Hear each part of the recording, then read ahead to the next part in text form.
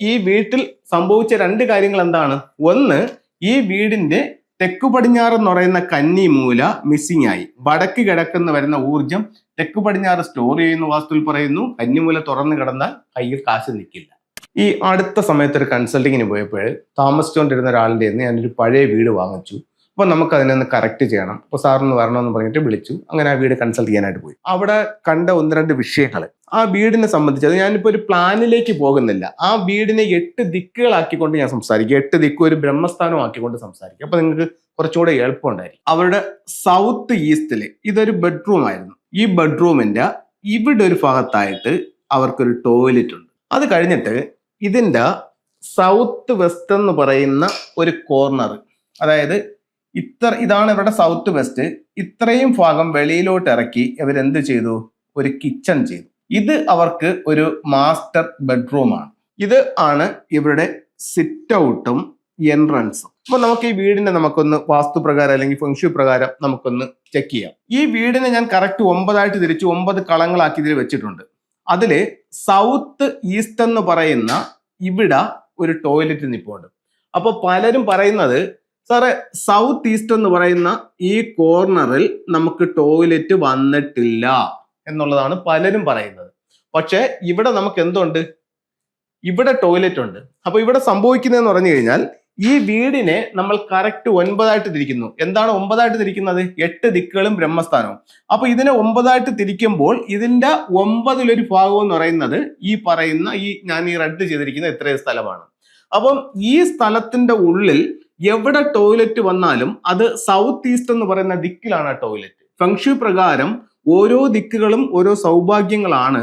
South east എന്ന് പറയുന്നത് അവിടുത്തെ സൗഭാഗ്യമായി കരുതുന്നത് എന്താണ്? സമ്പത്താണ്. അപ്പം സമ്പത്തിന്റെ ദിക്കിൽ അവർക്ക് എന്തു പറ്റി? ഒരു ടോയ്ലറ്റ് വന്നു. അടുത്തത്, ആ വീടിന്റെ കന്നിമൂല എന്ന് പറയുന്ന ഇതാണ് അവരുടെ കന്നിമൂല. പക്ഷേ ഈ കന്നിമൂല എന്ന് പറയുന്ന പടിഞ്ഞാറ് വശത്ത് ആ ഒരു ഭിത്തിയിൽ നിന്നും പുറത്തേക്ക് ഇറക്കിക്കൊണ്ട് ഇവർ ഇത്രയും ഭാഗത്ത് ഒരു വർക്ക് ഏരിയ ചെയ്തു. അപ്പോൾ ഇതിനെന്ത് സംഭവിച്ചു? തെക്കു പടിഞ്ഞാറ് എന്ന് പറയുന്ന കന്നി ഇവർക്ക് ഇവിടെ മിസ്സിംഗ് ആയി. ഈ വീട്ടിൽ സംഭവിച്ച രണ്ട് കാര്യങ്ങൾ എന്താണ്? ഒന്ന്, ഈ വീടിന്റെ തെക്കു പടിഞ്ഞാറ് എന്ന് പറയുന്ന കന്നിമൂല മിസ്സിംഗ് ആയി. വടക്ക് കിഴക്കുന്ന വരുന്ന ഊർജം തെക്കു പടിഞ്ഞാറ് സ്റ്റോർ ചെയ്യുന്ന വാസ്തുവിൽ പറയുന്നു. കന്നിമൂല തുറന്നു കിടന്നാൽ കയ്യിൽ കാശ് നിൽക്കില്ല. അപ്പം അവർക്ക് എന്ത് സംഭവിച്ചു? സാമ്പത്തിക പ്രശ്നമുണ്ടായി. ഇനി മറ്റൊരു പ്രശ്നം ഫെങ്ഷു പ്രകാരം പറയുകയാണെങ്കിൽ അവിടെ സൗത്ത് ഈസ്റ്റ് എന്ന് പറയുന്ന കോണിൽ ഈ 45 ഡിഗ്രിക്ക് അകത്ത് ടോയ്ലറ്റ് വന്നു. ഇവിടെ പലരുടെ ഒരു പ്രശ്നം എന്ന് പറഞ്ഞു കഴിഞ്ഞാൽ, സാറ് തെക്ക് കിഴക്ക് ടോയ്ലറ്റ് വന്നിട്ടില്ല, തെക്ക് കിഴക്ക് ഫ്രീ ആയിട്ട് കിടക്കുന്നു എന്നാണ് പലരും പറയുന്നത്. പക്ഷെ തെക്ക് കിഴക്ക് എന്ന് പറയുന്ന 45 ഡിഗ്രിക്കകത്ത് ടോയ്ലറ്റ് വന്നാലും ഉറപ്പായിട്ടും നമ്മളത് ബാധിക്കും. കയ്യിലെ പൈസ എങ്ങനെ നഷ്ടപ്പെട്ടു പോകുന്നു, അല്ലെങ്കിൽ നമുക്ക് എങ്ങനെ കടബാധ്യത വരുന്നു എന്നുള്ളതിന്റെ ഏറ്റവും വ്യക്തമായിട്ടുള്ള തെളിവാണ് ഇത്. അപ്പോൾ ഒരു വീടിനെ സംബന്ധിച്ചിടത്തോളം ആ വീടിന്റെ ഗുണങ്ങളും ദോഷങ്ങളും ആ വീട്ടിലെ വ്യക്തികളെ ബാധിക്കും. അതിനാൽ നമ്മളുടെ വീട് ഏത് രീതിയിലാണെന്നുള്ളത് നമ്മളൊന്ന് സ്വയം മനസ്സിലാക്കുക. എന്തെങ്കിലും തരത്തിലുള്ള വാസ്തുദോഷങ്ങൾ നമുക്ക് തോന്നുന്നുണ്ടെങ്കിൽ വളരെ വിദഗ്ധനായ ഒരാളിനെ കൊണ്ടുവന്ന് അത് പരിശോധിപ്പിച്ചിട്ട് നമ്മൾ അതിനെ കറക്റ്റ് ചെയ്യുക. ഇനി ഫെങ്ഷുയിലെ ചില ടൂളുകളെ പറ്റി നമുക്ക് നോക്കാം. ഫെങ്ഷുയെ സംബന്ധിച്ചിടത്തോളം ഫെങ്ഷുയുടെ ഓരോ ടൂളുകളും നമ്മുടെ ജീവിതത്തിൽ വലിയ വലിയ മാറ്റങ്ങൾ ഉണ്ടാക്കി തരാനായിട്ട് നല്ലതായിട്ട് ഫെങ്ഷുയിൽ കണക്കാക്കുന്നുണ്ട്. അതിന്റെ 1-2 ടൂളുകൾ നമുക്ക് പരിചയപ്പെടാം. ഒരു 5 എലമെന്റ്സ് തിയറിയാണ് ഫെങ്ഷു എന്ന് പറയുന്നത്. അതിൽ പ്രധാനപ്പെട്ട ഒരു എലമെന്റ് എന്ന് പറയുന്നത് എർത്ത് എലമെന്റ് ആണ്.